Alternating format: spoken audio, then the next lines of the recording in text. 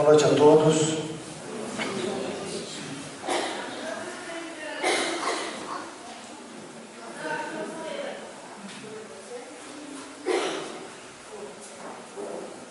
Nós vamos pedir licença ao Evangelho e nós vamos fazer um pinga-fogo. Pergunta e resposta, irmão Benedito, boa noite a todos. Jesus nos abençoe abundantemente e que tenhamos uma noite repleta de paz, alegria e felicidades.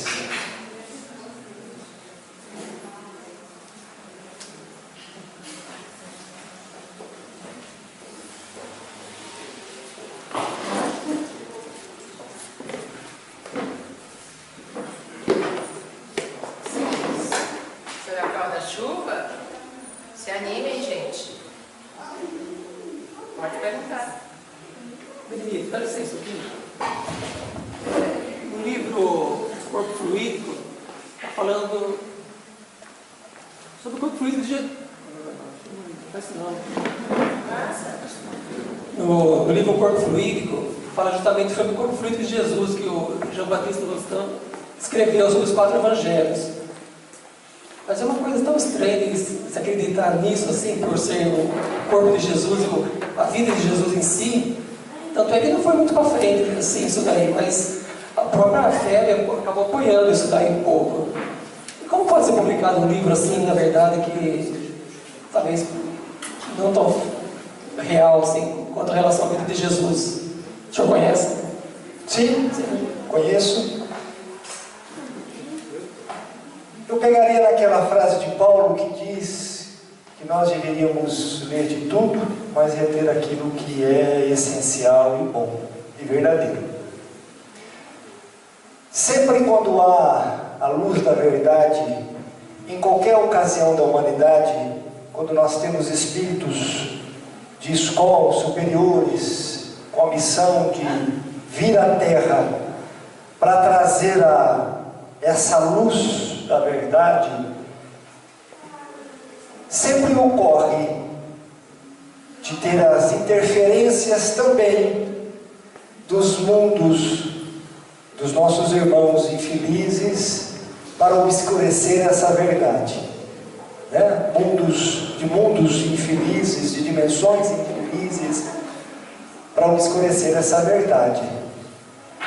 Então, se nós pegarmos toda a verdade, toda a informação trazida por esses grandes missionários como Buda, Jesus e mesmo Kardec,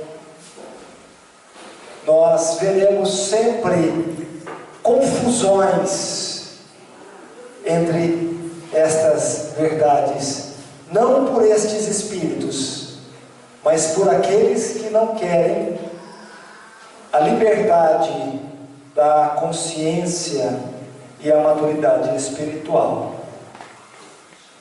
Então nós devemos ler de tudo, mas nós temos que nos interrogar a respeito de tudo aquilo que nós lemos, de todos esses fatores. E essa questão do corpo fluídico de Jesus, na verdade, o que traz de verdade, o que traz de novidade, a não ser obscurecer, criar polêmica, apenas criar polêmica.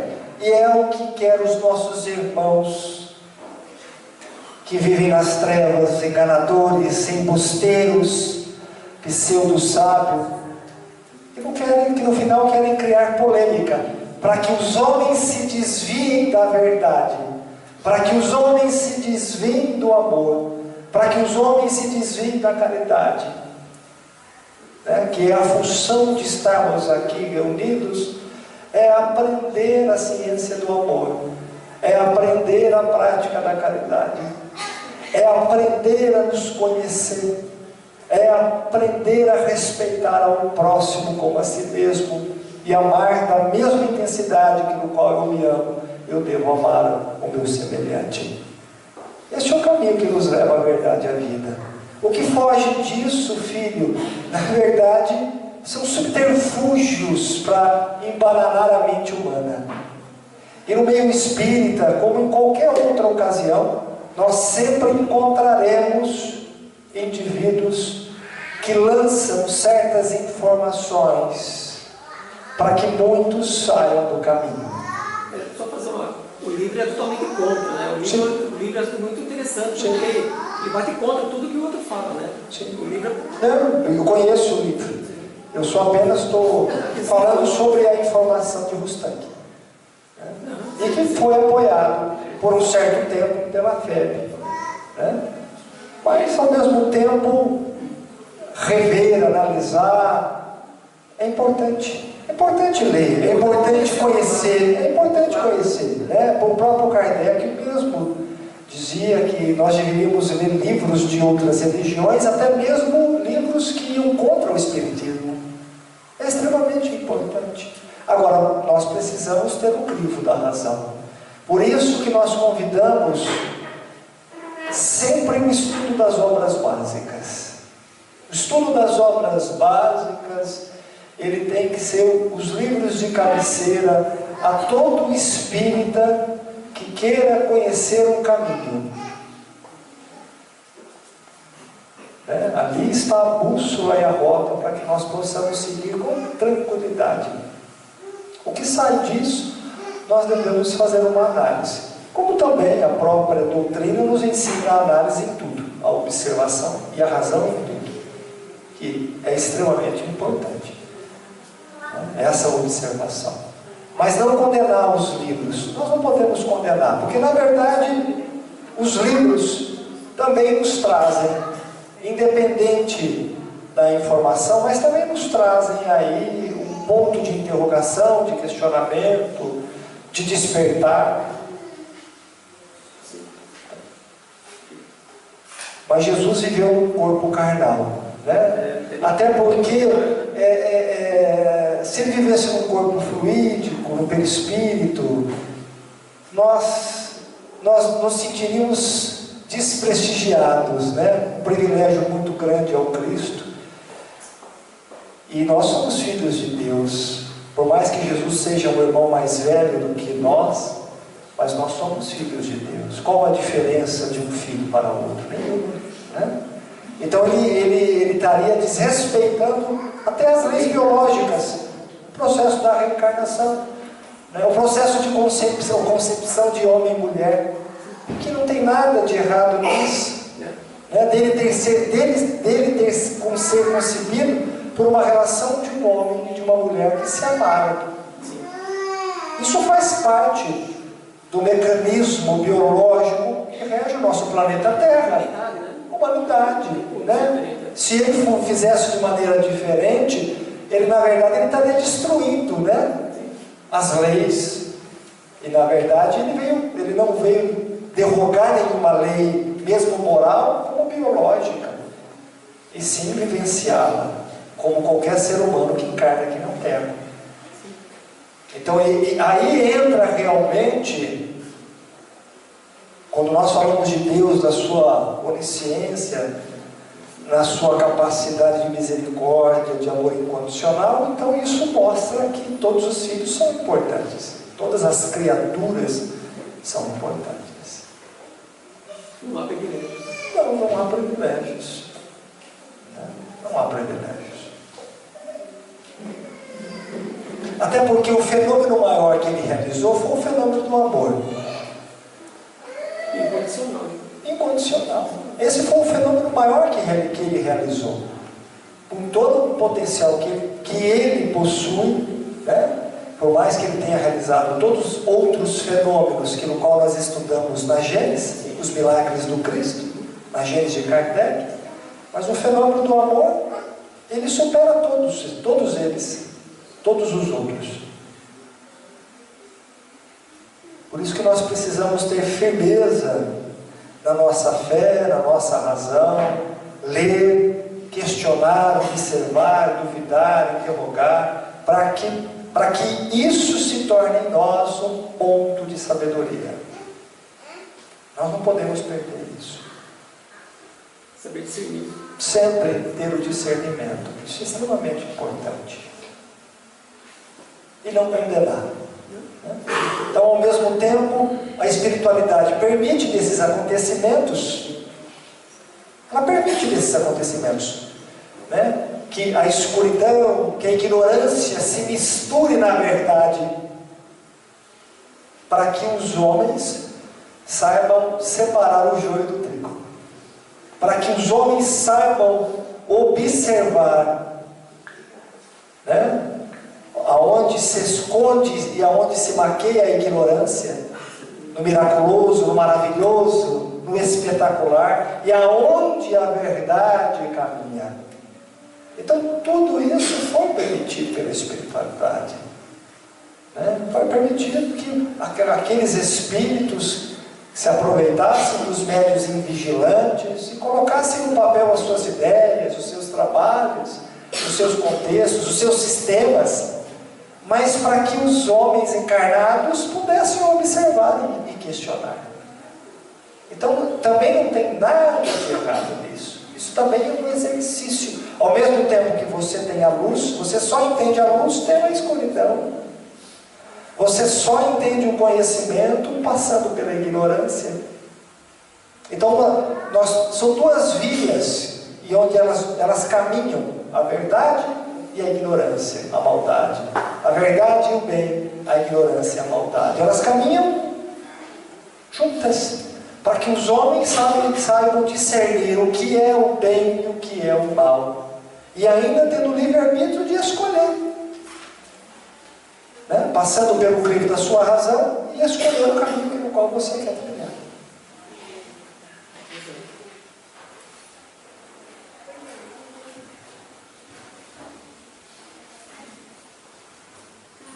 Que estágio o espírito pode escolher para ele vir com dom, um grande músico? Primeiro, João, não se escolhe. Um dom você Mas no mundo espiritual. você adquire, né? Você não vai ser um bom médico se você não fizer estudar, fazer uma faculdade para ficar. Não é isso? Você pode escolher uma profissão, né? Para você ser bom ao máximo, talvez seriam muitas e muitas existências estudando a música, estudando a arte e praticando esta arte. Isso é um desenvolvimento que você vai tendo da sua sensibilidade. Então tem muitos espíritos que reencarnam, às vezes na terceira, quarta reencarnação como médicos, e são espetaculares médicos, até porque o quanto que já vem estudando essa medicina. A música é a mesma coisa, né? Como qualquer outra profissão. Isso requer sacrifício, renúncia. Aí entra a questão das ideias inatas, o indivíduo autodidata. Quando você pega uma criança de 3, 2 anos, 4 anos, tocando um violino, um piano, sem ter na família um músico, aí nós paramos para analisar de onde ela tirou isso, de onde veio essa lembrança. É uma ideia inata, é um conhecimento adquirido em muitas e muitas existências, e que isso ficou muito marcado no campo mental desse espírito. É claro que ele vai ter também que aprender outras profissões. Isso é normal.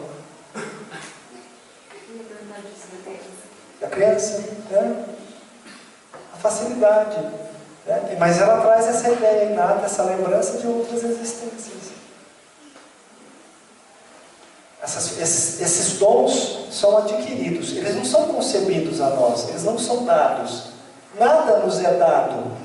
Nós adquirimos isso com conquista, com trabalho. O que nós temos que entender, meus irmãos, que no universo, a lei de trabalho é uma das leis que regem o universo. Se vocês estudarem a natureza, né, os menores insetos, os menores seres, eles se dedicam muito ao trabalho. E principalmente a vida social. Porque viver em sociedade também é uma das leis que rege o universo, a lei da sociedade. Então nós aprendemos muito com os nossos irmãos menores. Não, porque a gente percebe assim, um grande artista, um pintor, um músico, no momento que ele está executando, tocando o instrumento, pintando, você percebe que a pessoa entra em nós. Esses que sobressaem, quando você pega um músico, você pega um poeta, um artista, um pintor que se sobressai muito além da média, né? E que tem muitos que sobressaíram por uma capacidade de ter essa sensibilidade de retratar na música, na poesia ou na pintura uma imagem ou algo, ou uma experiência, e que no qual eles conseguem passar isso na tela, eles conseguem passar isso na poesia, conseguem passar isso na música, tocar nas emoções das pessoas. São indivíduos que no qual trazem esse cabedal, trazem esse conhecimento, essa prática de muitas e muitas existências. Por exemplo, para quem não sabe, Aleijadinho foi Michelangelo. A facilidade que tinha Aleijadinho, né, sem estudo, sem condições financeiras, e ainda com a Hanseníase, a lepra, onde ele já não tinha mais as mãos, esculpir aquele olhar. Quando você pega uma escultura dele, e você, na escultura, você olha os olhos daquela escultura, ela brilha, ela é tão real, que parece que aquela escultura está te enxergando. Então, a capacidade de retratar isso. Quantas horas? O grande artista, ele passa a emoção dele para... Né? Então, nós estamos falando desse que se sobressai, mas isso é algo adquirido. Isso é algo adquirido. Então, da mesma forma, acho que no livro Buscar e Achareis da Irmã Teresa, ela fala que Fernando Pessoa também era um médium de psicografia, né? Médium de psicografia. Em outros Além de ser um grande poeta, servia de... Porque eles também servem de instrumentos.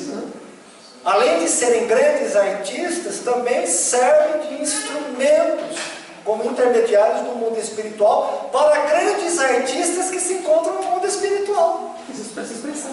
Também para se expressar. Como grandes cientistas, filósofos, educadores, da mesma intenção. Acabam servindo de intermediários. E a inspiração sempre vem quando você vai escrever uma poesia. Ou boa ou ruim, ela sempre vem. Aí depende do seu desejo, das suas intenções, do seu propósito, das suas emoções, né? E aí automaticamente, se elas são verdadeiras e nobres, elas vão cativar as pessoas. É um simples quadro, mas se você olha naquele quadro, ele te retrata muito. Se você pegar um Van Gogh, ele retrata muito, com uma facilidade enorme, através das cores. As cores dele, no qual ele usava e no qual ele retratava, é extremamente diferenciado de outros artistas, de outros pintores. Havia uma inspiração? Sim, havia uma inspiração. Serviu de médium. Todos nós somos intermediários. Como também para as coisas ruins. Quando a arte, ela também não é salutar, quando a arte não enobrece, ela leva a sociedade à barbárie, à degradação da imagem da mulher, à cultura do estupro e outras coisas mais, ao consumo de droga, à excentricidade. A arte, quando também não é voltada àquilo que é belo, nobre, que ajuda a edificar a consciência humana, ela também retarda e atrasa o indivíduo. Marquês de Sá foi um desses poetas que não se comprometeram, através dos seus contos. O que é o karma e o dharma? O karma na religião budista seria a expiação para o espiritismo. E o dharma para o budismo é os créditos, né? O dharma na religião budista é crédito. É um indivíduo que no qual realizou o bem, então ele tem créditos, né? O karma, ele tem débitos. E para o espiritismo seriam as provas. Então eu tenho condição de escolher algo melhor para mim. No espiritismo seriam as provas. Você só escolhe suas provas quando você tem condição de escolher, né? Você tem condição de escolher algo para você. Quando você não tem condição de escolher algo para você, você sofre o processo ou expiatório ou karma, que é o mesmo significado.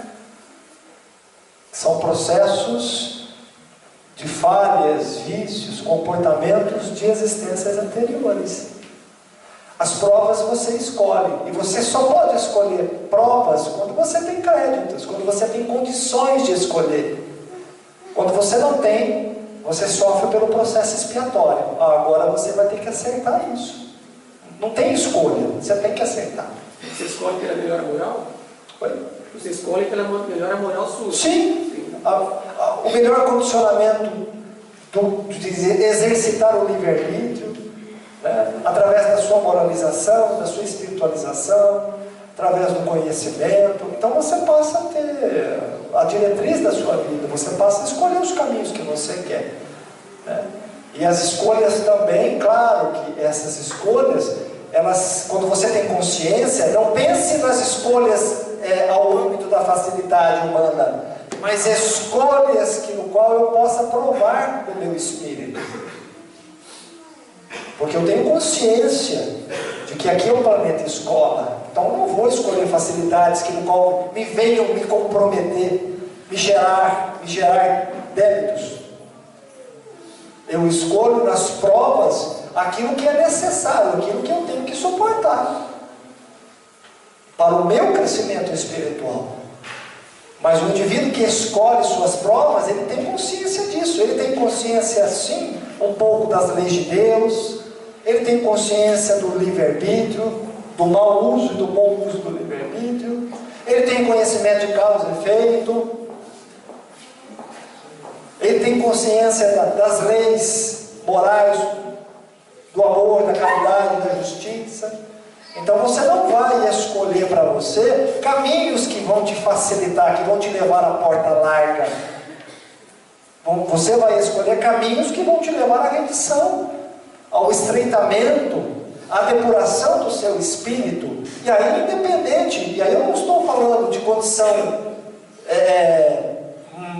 financeira, porque tem indivíduos que vêm com uma posição financeira, mas escolhem caminhos de servir, posições que no qual é dura, uma posição muitas vezes difícil, que requer ser justo, que requer ser verdadeiro, que requer ser leal. Então isso escolhas é o Dharma, são os créditos. E o karma e processo expiatório são débitos, são as nossas falhas. Então quando nós nos moralizamos, quando nós aprendemos a conhecer as leis de Deus, quando nós aprendemos a nos conhecer, o que nós estamos fazendo? Estamos escolhendo um caminho mais suave.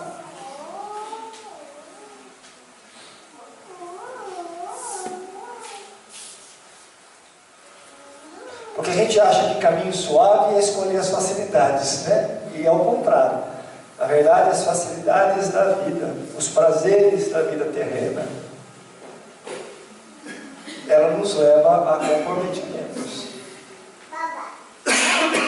A inúmeros comprometimentos.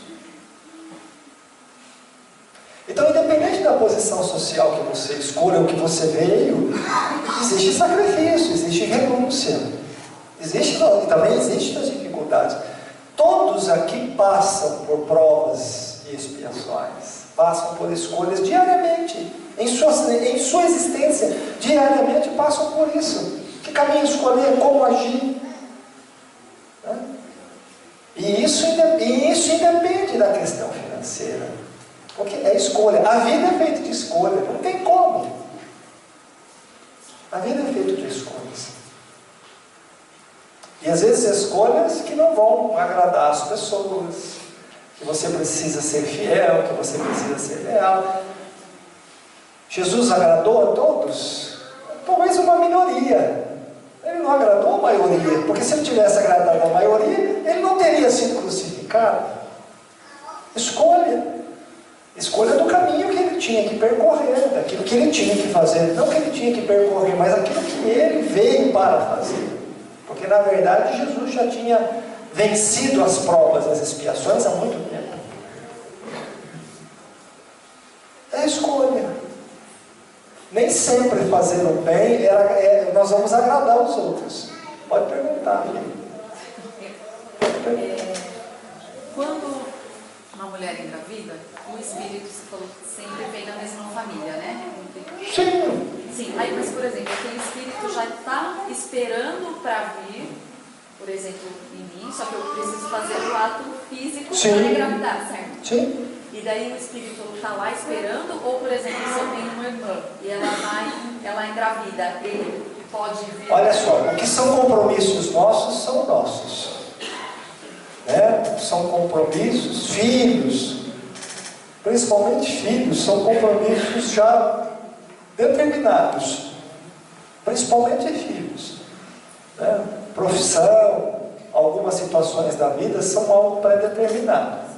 Agora, você pode encarnar e não querer tê-los.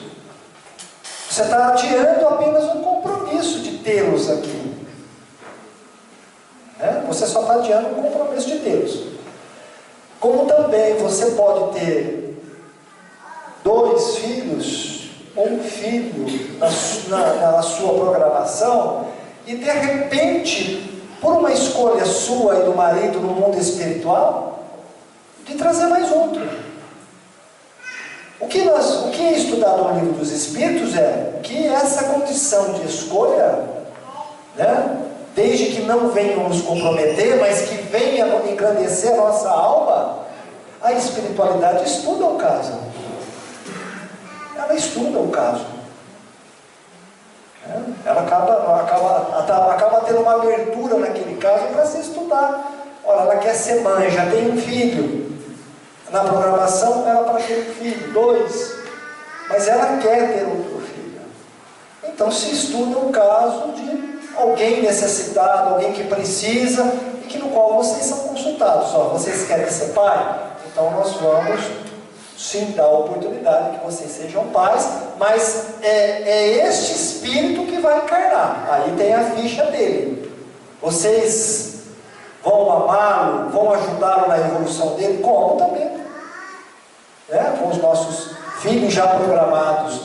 Então, é a mesma situação. Então eu já vim programada a ter. Existe sim uma programação, se tem 1, 2 ou 3 filhos, e no meio disso, quase que regra, né? De você já ter algo determinado como filhos, família, você pode fugir do contexto. Você pode não querer ter filhos, mas você está adiando um compromisso. Se você não fizer nessa existência, vai ter que ser uma existência vindoura. E digo mais, uma oportunidade perdida é uma oportunidade perdida.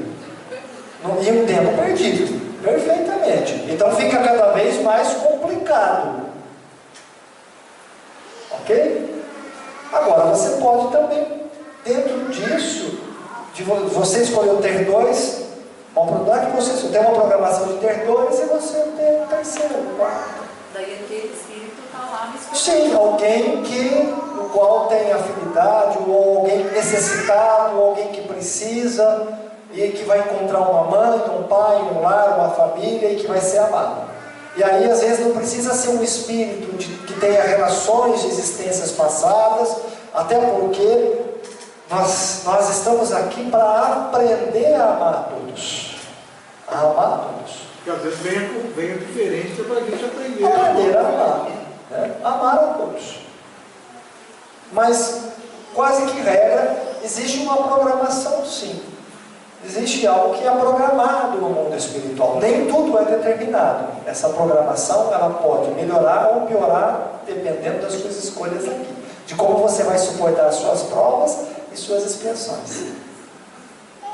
Isso pode ser melhorado, isso pode ser piorado. Isso tudo depende de você. A maneira como você vai encarar, a maneira como você vai pensar, como você vai sentir, como você vai agir. Então isso depende de você. Isso teria a ver mais ou menos com destino, ou destino não tem nada Olha a ver? só. Porque eu me atrapalho um pouco com esse negócio de Nem tudo escolha, está escrito. Existe assim. O que nós temos que entender, filho, é assim. O nosso destino, ele não é construído agora. Ele não começa a ser construído agora. Nós vivemos muitas e muitas existências. Muitas experiências com pessoas. E dentro dessas experiências, dessas muitas existências, você vai construindo o seu destino, você vai construindo o seu futuro. Por exemplo, se você quer saber o que você vai ser daqui a 10 anos, analise o que você está pensando, o que você sente, o que você faz hoje. Nós temos a plena condição de saber até as doenças, o modo como eu vivo, o modo como estou agindo. Eu sei como vai ser o meu final. Todo mundo sabe, só não sabe aquele que não quer enxergar a si próprio. Mas se nós fizermos uma análise de consciência, nós sabemos das nossas falhas, das nossas dificuldades. Então nós estamos construindo o nosso destino. Se você quer mudar isso, mude você primeiro. Seja você a mudança. Em pequenas coisas da vida, em pequenos pensamentos, sentimentos, você pode mudar algumas circunstâncias. Outras não. Outras existe um processo expiatório que você precisa resolver. Existem 2 modos de aflições no mundo. 2 modos. Uma de existências passadas e a outra dessa mesma existência.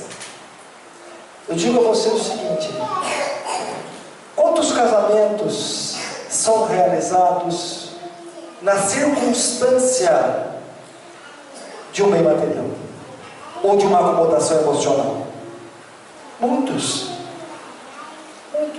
casamentos são realizados dessa maneira, por alguma circunstância, ou financeira, ou uma acomodação emocional, enfim, muitos.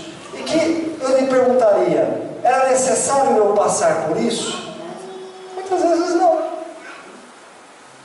E por que a pessoa escolhe isso, vamos dizer assim? Olha só, dentro de nós, é importante que você questione para você entender. Dentro de nós, olha só, nós estamos no exercício do livre-arbítrio, de se conhecer. Com isso, não quer dizer que nós não possamos errar, mas nós aprendemos com os erros também. Nós aprendemos com as escolhas. Isso faz parte do nosso processo de aprendizado. Dentro de nós, de cada um de nós, existem as leis de Deus que estão na nossa consciência. Por exemplo, você ficaria em paz sabendo que você fez mal a alguém em existências passadas? Não ficaria, concorda? Por que você não ficaria em paz? Porque você sabe que o que você cometeu está te fazendo mal em primeiro lugar. Qual é o processo da reencarnação? É trazer esta pessoa como filho.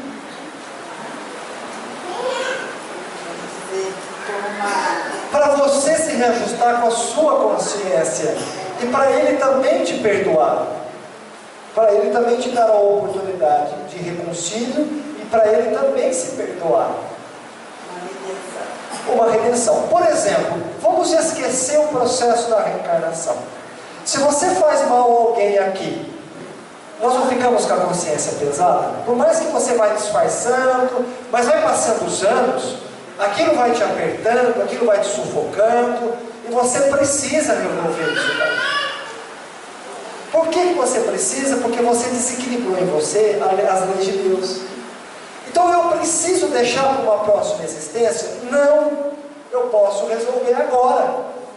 Tudo aquilo que eu resolver agora, que está em conformidade com as leis de Deus, porque errar faz parte do processo. Nós não somos perfeitos e não fomos criados perfeitos.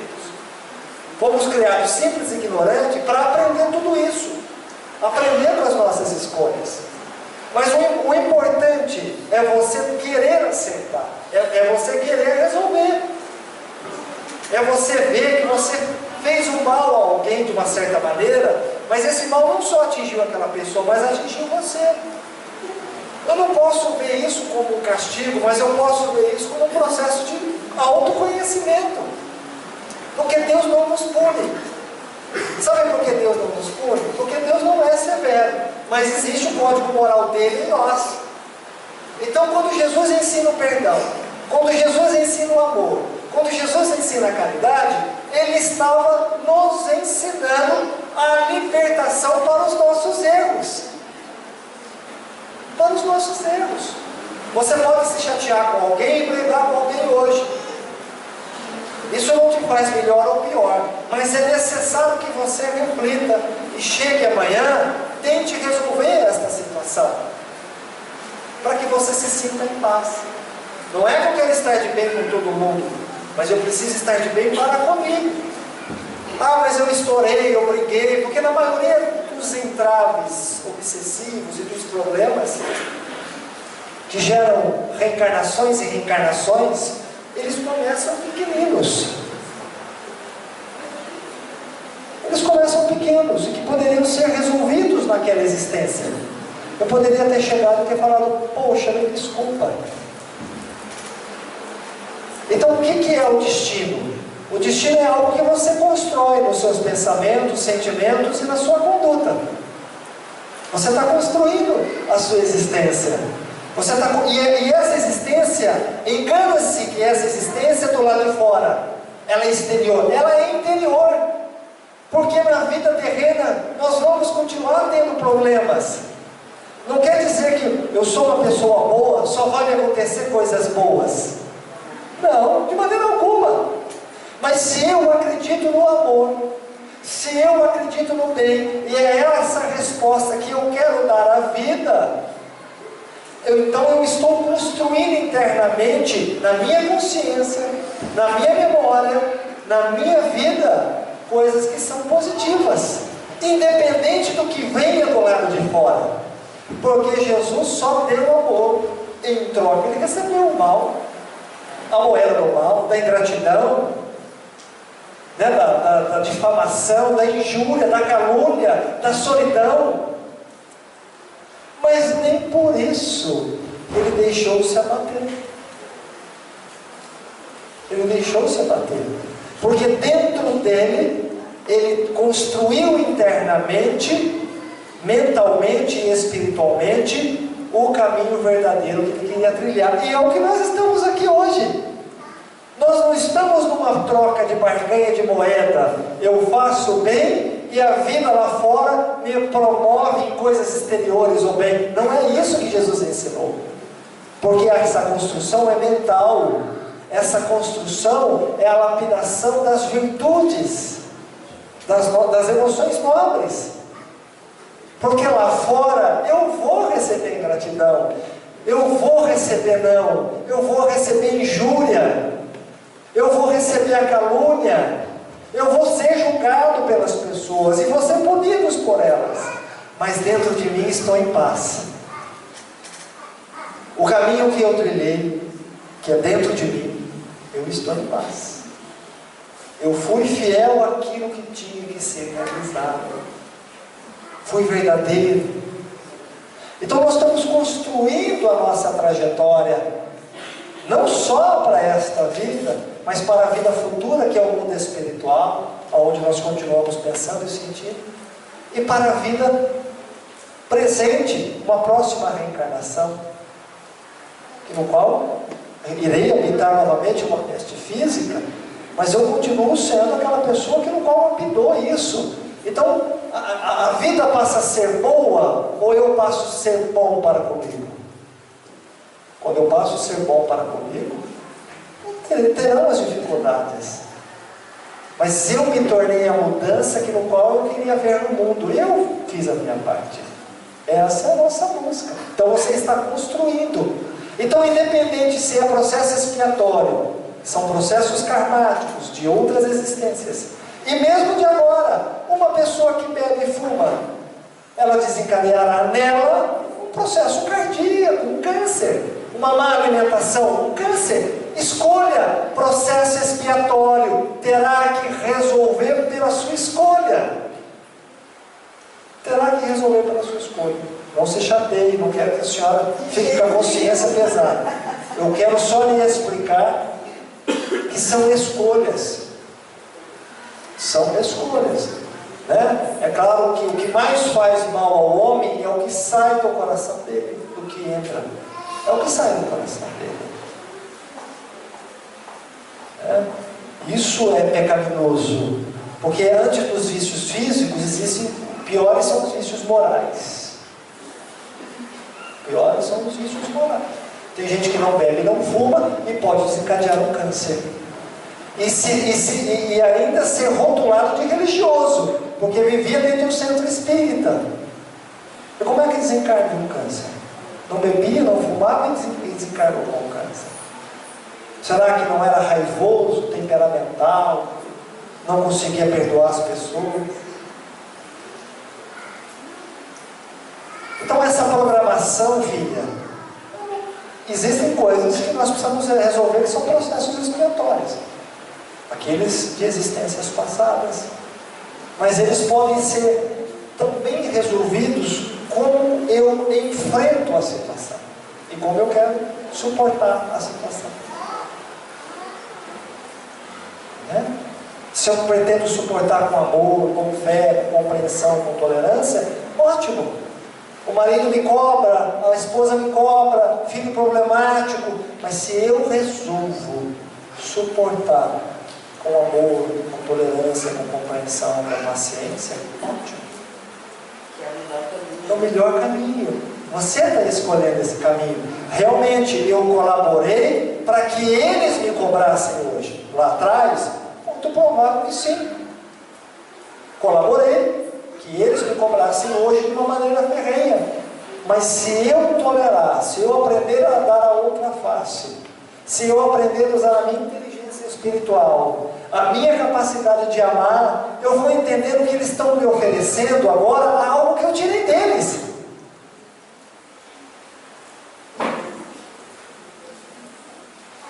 Não importa, não é a mudança do outro, mas sou eu, aquele que muda em primeiro, é o que se torna o bem-aventurado, um indivíduo feliz.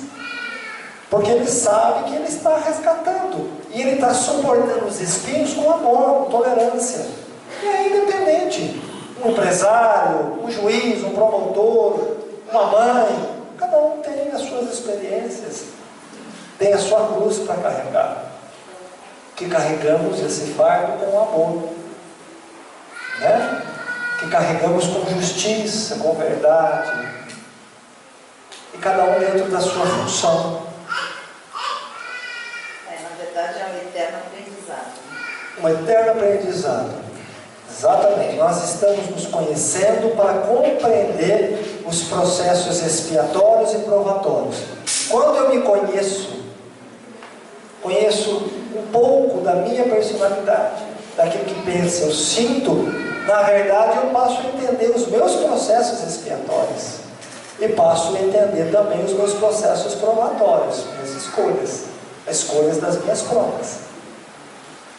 Você deixa de ser ignorante, você passa a ter conhecimento da lei, mas não é uma lei de fora para dentro, é uma lei maior, de dentro para fora. Isso é sabedoria. Isso não se adquire nos livros, isso não se adquire, os livros podem ajudar, mas isso se adquire na sua vivência, colocando isso num processo de observação, de análise. É autoconhecimento. Autoconhecimento. Mas é uma lapidação diária, né? Diária. Ela é diária, porque nós somos seres milenares que tivemos inúmeras roupagens. Quantas experiências vivemos? E trazemos, né? Muitas. Será que resolverei todas? Não. Resolverei aquelas no qual me fazem um mal maior. Existem aquelas que fazem um mal menor? Existe. Mas vou resolver aquela que me faz um mal maior. Existe. O comprometimento ser menor depois, né? Sim. Você vai se acertando, né? Sim. E outra coisa, a lei de Deus é tão flexível que quando você comete um erro e você diz, eu errei, e você pede perdão, você já está sentenciando a sua libertação. Você não precisa esperar a lei de causa e efeito para ter o reconhecimento do erro.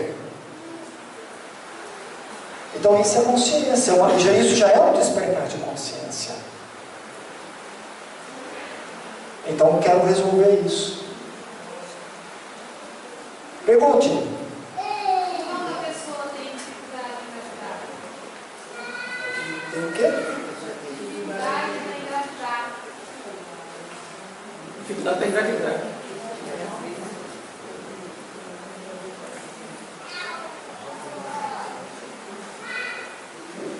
Olha, em primeiro lugar, eu não posso descartar a parte física, bem que o espírito rege a matéria. Mas o que eu quero dizer isso? A alimentação que se tem hoje, ela é recheada de muitos hormônios que também dificultam a questão de se engravidar. Existe esse processo físico, né? Dessa própria alimentação, que gera, além dessa dificuldade de engravidar, por ser uma alimentação industrializada e com muitos hormônios e conservantes, também tem o processo espiritual.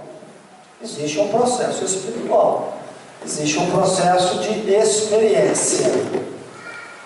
O que eu digo às mulheres que querem engravidar ou que querem ser mãe e não conseguem engravidar, e se realmente querem ser mãe, querem sentir o sacerdócio da maternidade,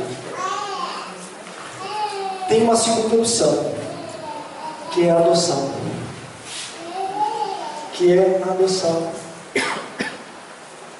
Existem caminhos que nós podemos trilhar. Existe um processo expiatório, existe um processo, sim, de aprendizado das mulheres no qual têm dificuldade de engravidar. Se nós colocarmos na balança do passado, às vezes o abuso da sexualidade, abortos, e uma série de outros fatores determinantes, o abandono da família, mulheres que abandonaram a família, ou espíritos que abandonaram a família, seja no corpo de mulher ou de homem, e quando reencarnam passam a ter a dificuldade de construir a sua própria família, ou os abusos, ou os abortos, enfim, são experiências no qual nos dão a oportunidade de reabilitação, de reabilitação conosco. Então não poderei ser mãe, se a vontade for muito grande de ser mãe, é o que eu digo, tem a segunda opção, adotem uma criança.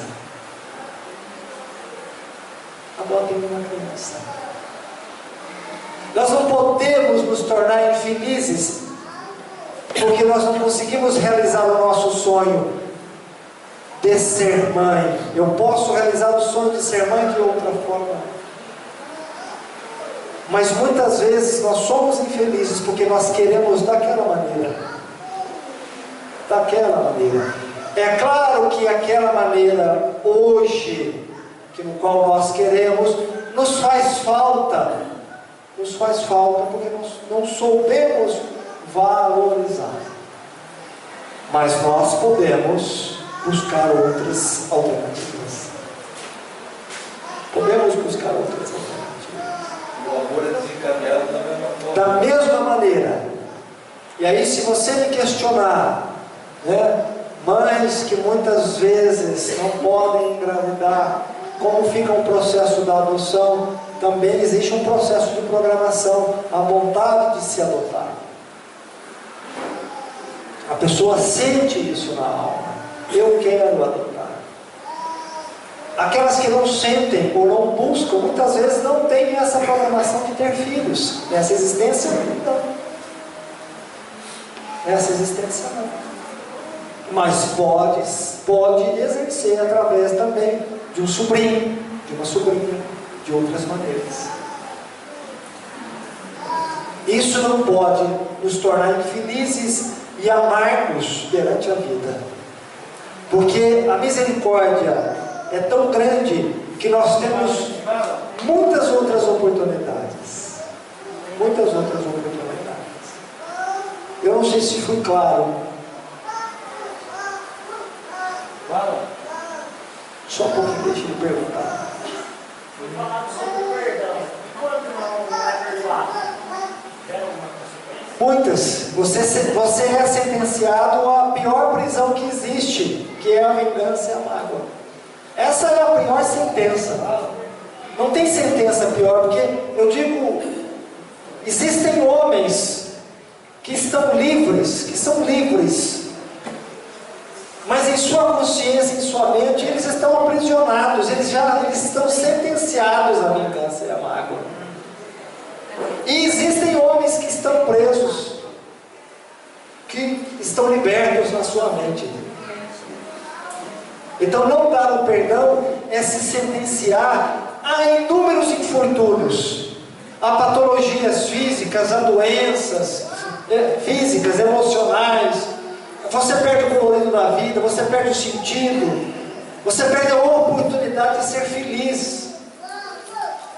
Porque a gente não consegue ver a oportunidade quando nós estamos presos à vingança e à mágoa.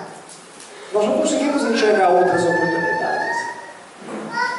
Então, para que a gente possa se libertar e ser feliz, é necessário se esforçar para dar o perdão. Orar, pedir a Deus que nos dê o perdão.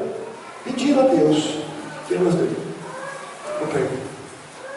A senhora quer perguntar ali atrás? Sobre a adoção, eu posso falar que é a coisa mais maravilhosa do mundo. Eu tenho uma filha de 18 anos, peguei ela com 20 dias. Hoje vai estar com 18. O amor é o mesmo, não muda nada. Nada. É até maior. Se ela puder fazer isso. É que mostra as ligações, né? São as ligações, aí mostra as ligações espirituais, né? As ligações espirituais. Então quem perde a oportunidade de ser feliz somos nós, quando nós não queremos, quando nós somos egoístas de achar que só tem que ser daquela maneira, daquela forma. Isso é uma felicidade muito pequena e egoísta. Se eu quero ser feliz, eu posso me realizar de outras maneiras. Posso me realizar de outras maneiras e de outras formas. E isso é extremamente importante. Alguém lá atrás queria perguntar, que levantou a mão?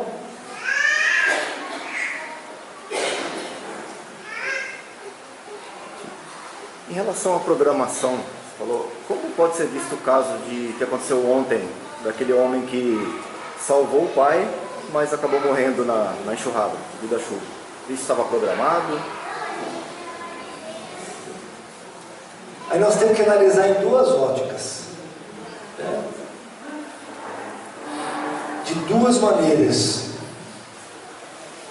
Muitas vezes não estava programado, e quem diz que de repente esse senhor, de uma outra maneira, poderia se salvar ou desencarnar, ou poderia estar programado de um indivíduo ajudar aquele ao ponto de tirar a sua existência física.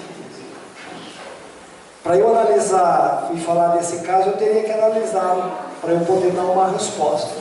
Então eu estou dando, dentro desse caso, dois pontos que poderiam, né? Existe no Evangelho uma questão que diz, né? Quando é um risco, olha só, quando você arrisca a sua vida, nós temos um instinto de conservação muito grande. Quando você arrisca, e da maneira como você arrisca, ele pode te gerar uma culpabilidade. Ele pode gerar uma culpabilidade. Isso é um ponto, né? E dentro de uma programação, poderia estar, sim, determinado que ele iria desencarnar dessa forma, salvando o pai. Então, é uma experiência, é um caso que aí nós teríamos que analisar para poder ver qual seria o fator nesse caso. Se tivesse programado por isso, suicídio, então não? Oi?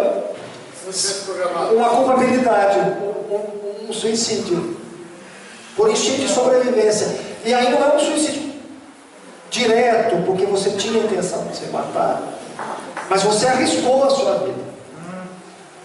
Você arriscou sua vida sabendo que você poderia morrer, por mais que a sua intenção fosse boa de salvar.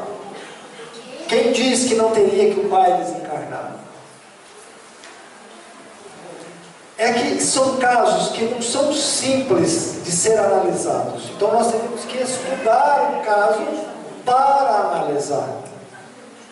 Eu não sei qual foi a intenção dele, eu não sei a programação do pai, né? Eu não sei as experiências que esse pai teria que suportar agora com o desenlace do filho. Quer dizer, são vários fatores que têm que ser estudados e analisados. Eles não são simples. Simplesmente tinha que ocorrer assim. Não. Existem duas formas de aflições no mundo. É o que eu disse. Existências passadas e aquelas que são ocasionadas agora.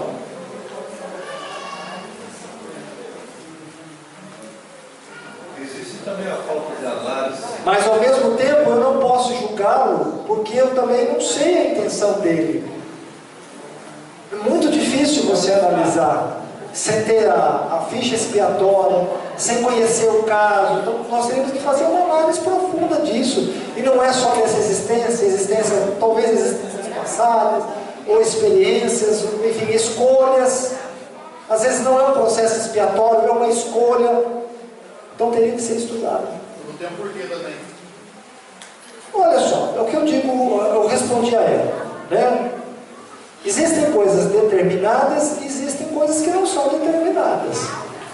Se você sair de uma rodovia que é 100 por hora e você tiver 120 e você desencarnar, você não pode dizer que a sua hora era aquele momento. Precisa ser analisado, porque é uma questão de escolha. Se você pegar uma chuva que tem uma correnteza, né? É uma questão de escolha. Será que estava determinado? Eu estou colocando todos esses pontos de interrogações para serem analisados. Porque as pessoas acham dentro da doutrina ou fora dela que tudo que ocorreu estava programado. E nem tudo estava programado.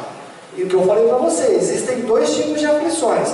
Uma ocasionada em existências passadas e outra ocasionada nessa existência, por escolha. Será que se você passasse debaixo de uma escada onde tivessem homens trabalhando e caísse uma lata de tinta na sua cabeça, estava determinado? Primeiro, se você passa debaixo de uma escada, subentende que alguma coisa pode cair em cima de você. É escolha passar debaixo dela. Não é escolha? Então não posso dizer que está determinado. O que a gente está vendo com o pessoal que está fugindo lá do Oriente Médio, vindo para a Alemanha, e eles nasceram lá. Mas eles decidiram entrar naqueles barcos e estão naufragando ali. Estão morrendo, sofrendo, e é escolha. É escolha. Poderiam ficar lá guerreando ou qualquer outra coisa. Não estou dizendo que são situações, olha só, são situações extremamente difíceis. Eu não queria estar na pele e na situação deste filho e nem deste pai. São situações extremamente difíceis, porque o coração dos outros é um terreno que ninguém vê. Eu não tenho direito de analisá-lo, porque eu, particularmente, como espírito, ainda sou um devedor da minha consciência e sou extremamente pequeno para poder fazer uma análise disso.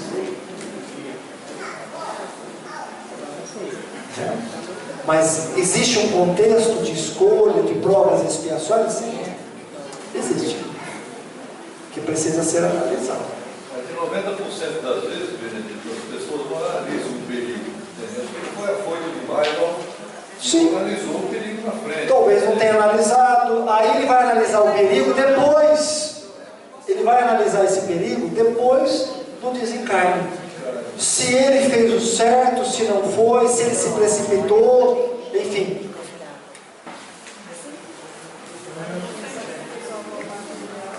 são escolhas da vida e também processos expiatórios. São aprendizados. Isso que eu quero dizer. São aprendizados. Diga lá a última para a gente.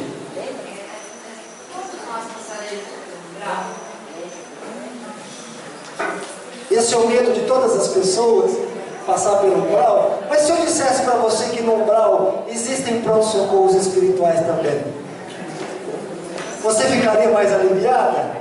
Eu também, porque eu vivo um deles. É o meu lar. Eu vivo um deles. Vivo dentro de um pronto-socorro. Uma boa parte, sim. E é o meu lar. A gente se acostuma, viu? Não é tão ruim quanto pensa, não. Ruim é aqui, ó. Não é o lugar. A gente fica muito preso com o lugar físico, com o lugar em si. Mas digo uma coisa a você, filha. Se você não estiver bem com você, mesmo que você seja resgatada e viva num lugar maravilhoso, você não estará em paz. Porque você não está bem consigo próprio. Quando você está bem consigo próprio, independente da circunstância, da paisagem, aquilo a gente já, na verdade, começa a fazer parte da nossa vida. Faz parte do nosso cotidiano. E aquilo já não mais nos assusta, não mais nos assombra. Porque, na verdade, nós percebemos que para estar em paz, não é necessário ter um lugar de paz. Mas é necessário que a minha alma, a minha consciência esteja em paz. Esteja em paz. Isso é extremamente importante. Então não fique preocupada, não. Viu? Segundo o senhor do livro da Evolução do Pensamento Humano, 90% da humanidade vai todos os dias ao umbral. Todos os dias. E lá convivem, e lá encontram seus afetos, desafetos, seus desejos, seus gostos, sua sintonia. Então não tem muito que a gente se assustar, né? A gente precisa se conhecer para entender que faz parte do nosso cotidiano. Isso faz parte do nosso cotidiano. Ah, estive num lugar horrível, mas quem me diz que esse lugar horrível não faz parte daquilo que você pensa, que você sente? E aqui os comparsas, né, os cúmplices, também são sintonia, são companheiros, no qual comunicam conosco na mesma vibração. E nós temos muitos, viu? Mas que a gente possa estar em paz conosco, que a gente possa despertar em nós as virtudes, para nos encontrar nesses lugares com afetos que no qual se estreitavam conosco quando éramos um velho homem ou uma velha mulher em hábitos, mas tendo a mente em si, através desse despertar do reino celestial, de você poder ajudar, de você ajudar os seus, sem mais comungar dos mesmos ideais. Porque a gente tem essa sensação de uma coisa séria. Ela é sim, claro, ela é um lugar que é de acordo com a mente coletiva daqueles indivíduos. Claro, se você pegar em paisagem, ela não é um lugar agradável. Não é um lugar agradável. Mas muitos são felizes lá. Tanto que também é extremamente relativo. Muitos encontram o seu meio de felicidade naquelas condições, naquela realidade. Benedito, é verdadeira a palavra que diz que no mundo espiritual, quando a pessoa vai encarnar, quando o espírito vai encarnar, ele tem a seguinte expressão: pô, vou voltar novamente para o umbral, seria a terra. Tem essa expressão? Tem, também. A terra não deixa de ser um inferno, um umbral, uma zona pesada. Ela é. Ela é. Quantos de vocês estão aprisionados nos seus lares com medo de sair? Muitos. Quantos de vocês com medo, né, de ligarem a televisão, de ver a violência, os horrores que ocorrem? Aqui também é uma zona umbralina, de purgação. E não é muito diferente das zonas de sofrimento. Não é muito diferente. Então a gente não pode se apegar a essa realidade. Só gostaria de finalizar minha fala dizendo o seguinte: um indivíduo que para de beber, que é um alcoólatra, como que seria a reabilitação dele? Além de frequentar o AA, ele teria que conviver. Ele convive com o quê? Com outros indivíduos que têm o mesmo vício, a mesma dificuldade, não é isso? As reuniões de AA ou de NA, não é? Para quê? Para que ele possa se reabilitar. Então, em convívio com aquelas pessoas que chegam nas reuniões em que no qual esse indivíduo atende, ele tem a oportunidade de ter um contato com o sofrimento dele, o que fez ele sofrer, e tendo esse contato com o sofrimento dele, ele também busca a motivação para não cair. É assim que funciona. Nós que atuamos no mundo espiritual, a mesma coisa. Nós que vivemos ou estamos lá, é a mesma situação. Convivemos com aqueles que sofrem para poder exercitar em nós, nos nossos corações, em contato com o nosso sofrimento, porque nós não somos melhores. Nós buscamos o equilíbrio, mas não somos melhores. Mas nesse trabalho faz com que a gente se motive a não cair nos velhos vícios.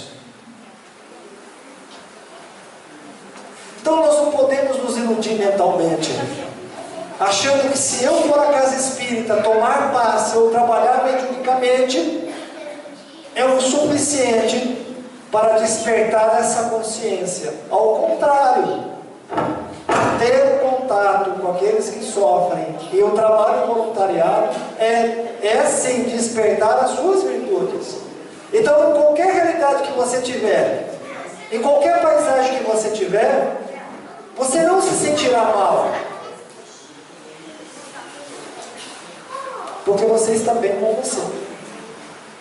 Então não é a questão de passar pelo umbral, a questão é se estacionar no umbral porque não soube despertar em si as suas virtudes. Nós vamos desencarnar, passaremos pelo umbral, mas se nós mentalmente tivermos aí a integridade e a humildade, se pedir ajuda ou de buscar um pronto-socorro, nós acharemos. Isso é o mais importante. Bom, nós vamos encerrando por aqui.